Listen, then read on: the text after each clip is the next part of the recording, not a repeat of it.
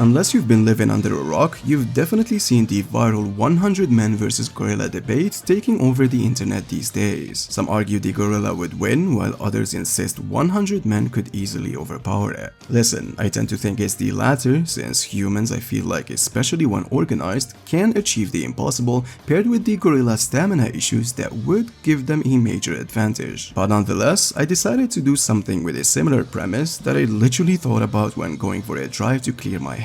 What if we swapped the men for 100 C-class heroes or 100 Mumen riders as the title suggests and pitted them against the House of Evolution's number 3 armored gorilla? The similarities are certainly obvious, making this a thrilling scenario to explore. So the question of this video is, could 100 C-class heroes actually take down a demon level threat if they teamed up?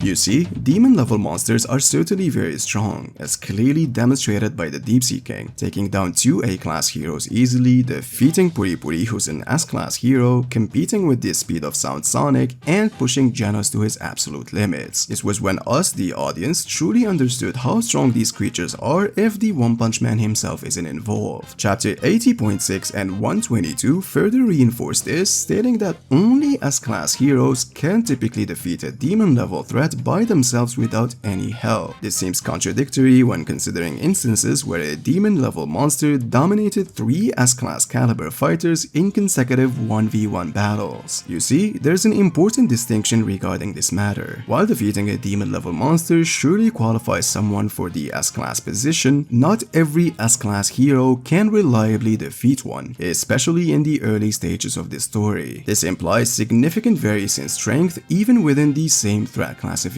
The monster of this video, Armored Gorilla, on the other hand, is arguably among the weakest demon level monsters we've ever seen, given how decisively early series Genos defeated him. So repeating the question with the task now somehow being easier, do we think that 100 C-class heroes or Mumen riders can defeat possibly the weakest demon level monster? Now beforehand, let me say that it's worth noting that while there are currently 390 C-class heroes, the largest group in the Hero Association, only 32 have been officially introduced in the story, leaving the remaining 358 entirely speculative. So, according to the Hero Association's general threat assessment, they tend to believe that 3 C-class heroes or 1 B-class can defeat a wolf level threat, 5 B-class heroes or 1 A-class can defeat a tiger, and 10 A-class heroes or 1 S-class can defeat a demon. They also state that this framework doesn't account for contextual factors like matchup compatibility or individual strength disparities. But let's say we ignore that and do the math correctly, it would mean that it requires 15 C-class heroes to defeat a tiger and a staggering 150 C-class heroes to take down a single demon level monster. While these numbers might superficially answer our question for this video, they fail to account for some very important variables, which are the differences in strength within the heroes and the demon level monsters. We sometimes see the validity of this ranking system, such as in Chapter 122, where we see a demon level monster easily overpowering a team of 5 A-class and 2 C-class heroes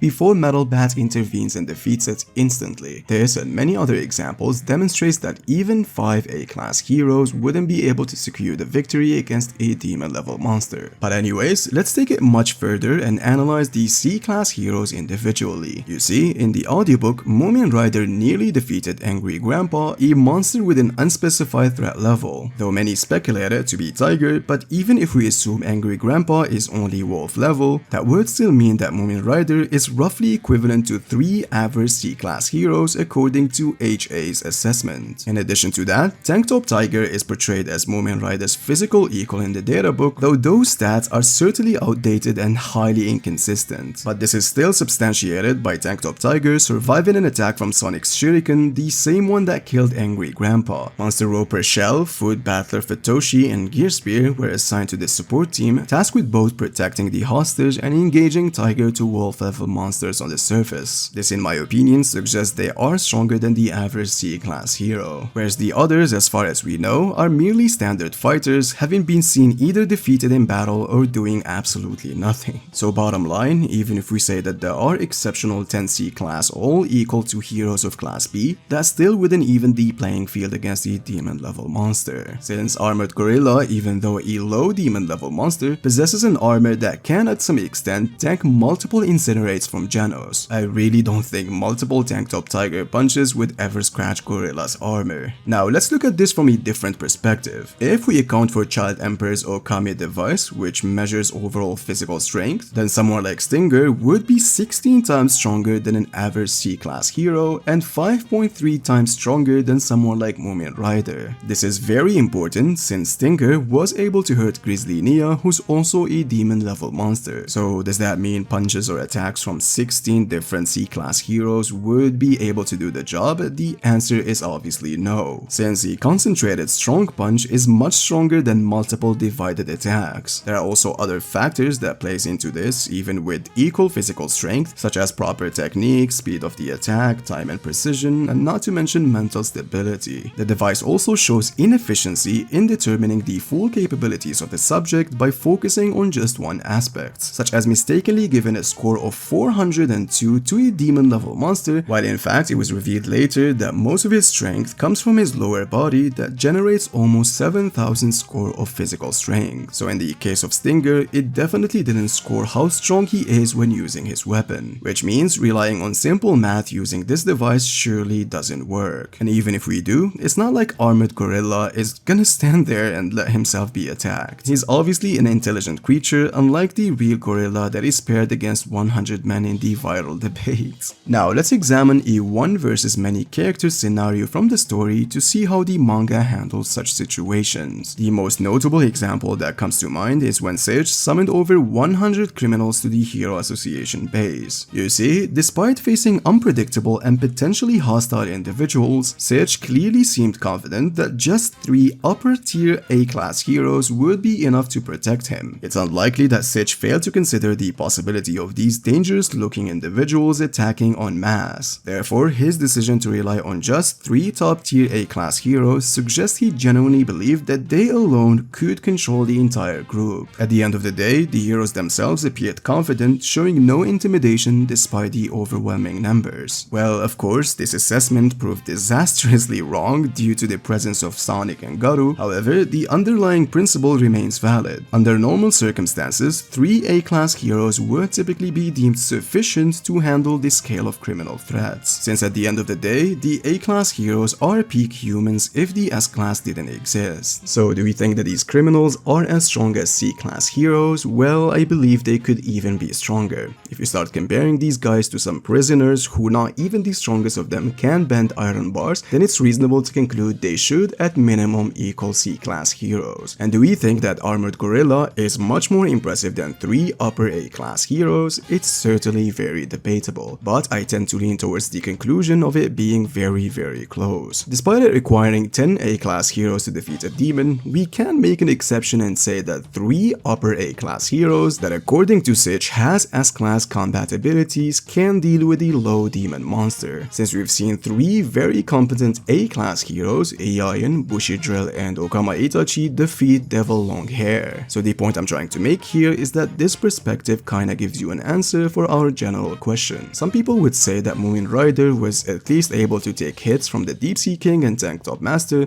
ignoring the fact that he was knocked down easily by Hammerhead. The Deep Sea King one-shotted Stinger and Lightning Max, 2 A-class heroes with one single punch, so obviously he was just playing around. And Tank Top Master reacted to Mumen Rider at the last second and pulled out his punch. But nonetheless, based on all factors we talked about until now, it doesn't look bright for 100 C-class heroes to defeat one Armored Gorilla. Yes, he is a low demon level monster, but he is still a demon level monster. Being able to match Janos for a brief time only means he should be significantly faster than all C-class heroes. Although we've seen instances where low tier heroes reacted somehow to some demons, Armored Gorilla, as I said, matched with early Janos. Nothing stops him from blitzing all of them in no time. However, there is one single win condition that would flip the script entirely, and that win condition is none other than the C-class hero Gear Spare. This C-class hero is extremely weak, but has this one attack that I would believe could defeat a demon level monster. You see, in chapter 117, after Neon bullies and toys with the support team, Gear Spare finally unlocked his true vision of telekinesis powers after witnessing Tatsumaki beforehand. Uses all of his energy and blasts this one attack that a